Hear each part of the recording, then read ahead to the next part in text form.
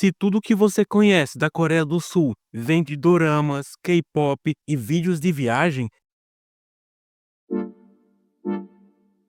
이 노래는 it's about you, baby. esse vídeo vai doer. Vai doer porque ele mostra uma realidade que quase ninguém quer falar e que, mesmo escondida, ainda existe bem no coração de um dos bairros mais ricos do país. Mas, se você aguenta a verdade sem maquiagem, continua comigo. Hoje eu quero te mostrar um lado que quase ninguém fala. O lado que fica escondido atrás de toda essa perfeição que a gente vê nas telas e nas vitrines. Porque além dos doramas, do K-pop, que domina as paradas, e das tendências de beleza que viram febre no mundo todo, existe também uma Coreia que muita gente prefere não ver. Em um dos vídeos anteriores, eu falei contigo sobre as favelas no Japão. Inclusive, se ainda não viu, dá uma olhada depois de terminar esse aqui. Como comentei lá, as favelas japonesas não são exatamente como as que conhecemos aqui. Afinal, estamos falando do Japão, e por mais precárias que sejam, ainda existe uma certa ordem, uma organização. Agora, quando a gente olha para a Coreia do Sul, a história já é bem diferente. Hoje eu quero te mostrar um outro lado desse país, um lugar onde a realidade é muito mais dura, um canto esquecido, onde as pessoas lutam para sobreviver em meio a um sistema que só valoriza status e aparência. E eu te garanto, o que tu vai ver aqui vai te fazer repensar tudo o que tu achava que sabia sobre a Coreia. Então, fica comigo até o fim, porque eu vou te levar para essa Coreia que pouca gente mostra. E não esquece de se inscrever aqui no canal. Em Seul, a poucos metros dos luxuosos arranha-céus de Gangnam, encontra-se a Vila Gurion, uma comunidade formada por barracos improvisados que resistem há décadas. Essa vila surgiu nos anos 80, quando o país se preparava para sediar os Jogos Olímpicos de 88. Na ânsia de mostrar uma imagem moderna ao mundo, muitas áreas pobres foram demolidas e seus moradores, sem alternativas, construíram suas casas com materiais simples em terrenos não regulamentados. Hoje, Gurion é um símbolo das desigualdades sociais que persistem na Coreia do Sul. Enquanto de um lado da estrada há apartamentos de luxo e lojas de grife, do outro, famílias vivem em condições precárias, enfrentando desafios como incêndios frequentes e falta de infraestrutura adequada.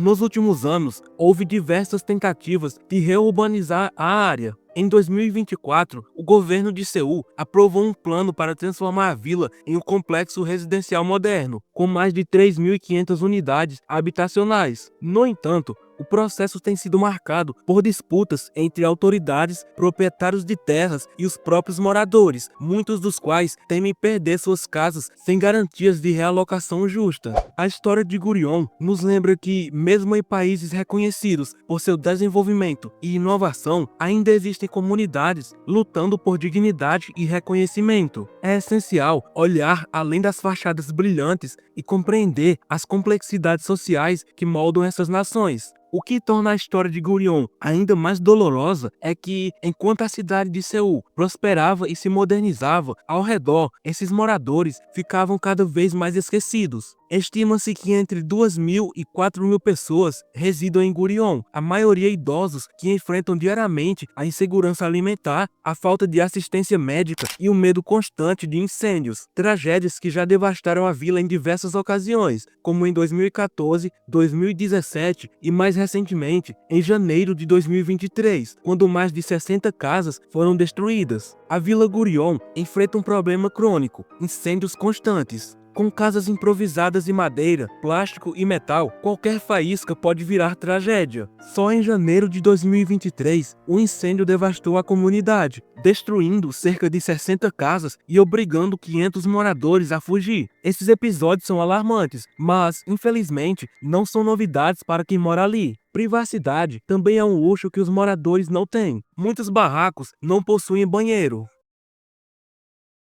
Os poucos que existem são compartilhados por várias casas e ficam do lado de fora, expostos ao clima. As ruas são tão estreitas que, em alguns pontos, duas pessoas não conseguem caminhar lado a lado. Em dias frios, a umidade e o vento cortante invadem os cômodos, piorando ainda mais a saúde já fragilizada dos moradores, especialmente dos idosos. A história de Yo Ae-sung, por exemplo, diz muito sobre a rotina em Gurion. Ela chegou em 1996, depois de perder o restaurante que tinha. Hoje, corta cabelos dentro da própria casa para sobreviver. A coisa mais inconveniente são os banheiros, porque eles são usados publicamente por várias casas. Se eu ganhar o suficiente para comer, já será suficiente. A gente se acostuma a viver assim, se é o que temos. E eu conta que às vezes tem só um cliente a cada semanas e faz um saco de arroz durar 4 meses. Outro relato que mostra esse contraste brutal é o de uma mulher que preferiu não se identificar, conhecida apenas como Kim. Ela trabalha limpando janelas nos prédios ao redor. Rezo todos os dias para que um dia um de meus filhos possa ter uma vida como a deles.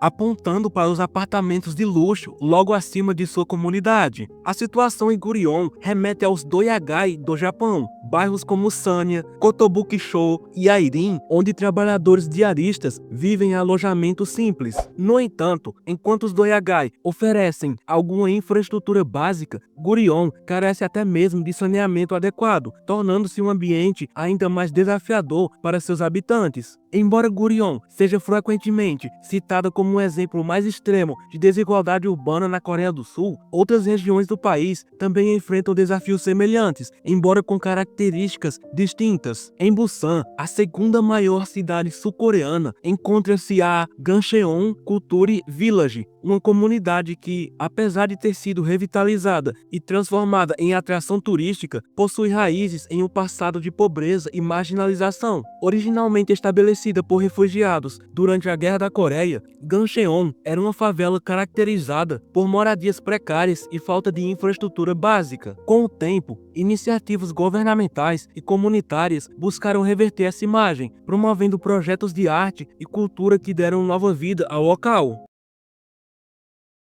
Além disso, em Seul, o bairro de Sangnam-dong, localizado no distrito de Dobong, é conhecido por abrigar uma população majoritariamente de classe média baixa ou trabalhadora. Com suas vielas estreitas e construções antigas, a região serviu de cenário para produções como Reply 1988 e Round Six, que retratam a vida cotidiana de famílias comuns sul-coreanas. Apesar de não ser uma favela nos moldes tradicionais, Sangnam-dong reflete as dificuldades enfrentadas por muitos cidadãos em meio ao alto custo de vida e à crescente desigualdade social no país. A vergonha de viver em Gurion também pesa. Em uma sociedade como a sul-coreana, construída sobre ideais de sucesso e produtividade, morar numa favela é visto como fracasso. Lee Hyun-moon, policial que trabalha nos arredores da vila, disse: "Isso aqui é uma vergonha para a Coreia e as pessoas que moram aqui sabem disso."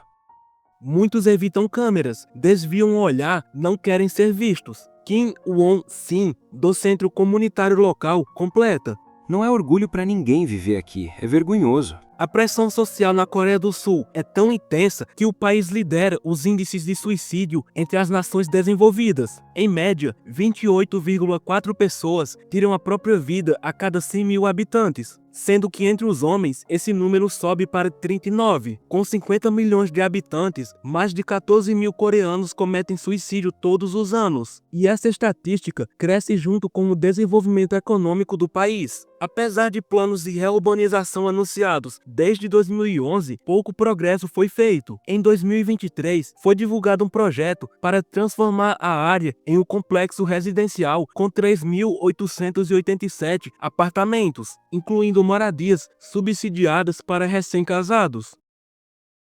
No entanto, a falta de consenso entre autoridades e moradores sobre compensações e realocação impede avanços significativos. A história de Gurion reflete a necessidade urgente de políticas inclusivas que abordem as desigualdades sociais e garantam dignidade e segurança para todos os cidadãos, independentemente de sua localização ou condição socioeconômica.